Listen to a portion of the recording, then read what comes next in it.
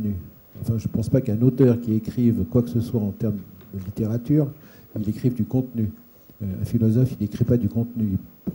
Il produit de la pensée qu'ensuite on écrit et qu'un éditeur va publier. Et un éditeur, ça a toujours été quelqu'un qui va rendre du service.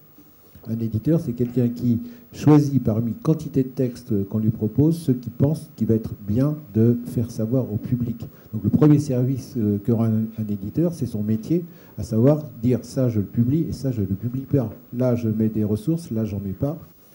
Le premier métier d'un éditeur, c'est de rendre service au public pour faire connaître des textes. Sur les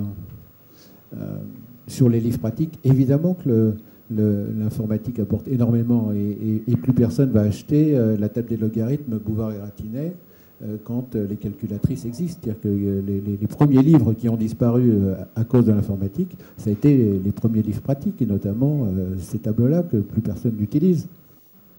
Donc ça me paraît évident que sur les livres pratiques, il y a quantité de choses qui vont basculer. Et en numérique, on sait bien que tout le domaine des encyclopédies, papier est quasiment mort. Hier, j'étais au Salon de l'Éducation, l'Encyclopédia Universalis ne se vend plus du tout, pratiquement sous format papier. Et pour les écoles, il n'existe même plus en CD, ils ne font plus que des accès à travers le réseau. Bon. Mais l'encyclopédie, ce n'est pas non plus de la littérature, c'est de l'information.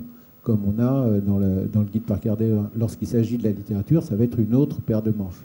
Il se trouve que particulièrement, le papier a servi pendant des siècles de support à quantité de types d'informations, de documents, de textes.